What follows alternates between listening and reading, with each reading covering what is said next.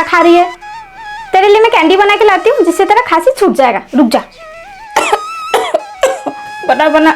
आज हम ginger candy बनाएंगे। पहले अदरक का छिलका हम छील लेंगे। अब ये कटा हुआ अदरक का हम पेस्ट बनाएंगे। कैंडी बनाने के लिए पैन में ये पिसा हुआ अदरक को 1 मिनट के लिए कुक करेंगे। फिर ये गुड़ डालेंगे और गुड़ को पिघलने देंगे। ये काली मिर्च का पाउडर, थोड़ा सा काला नमक और थोड़ा सा हल्दी मिक्स करेंगे अच्छे से।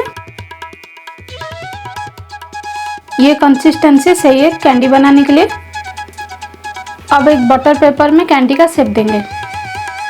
अब इसको कूल डाउन होने देंगे। कूल डाउन हो गया। कॉम्बिनेशन बढ़िया है अदरक गुड़ का।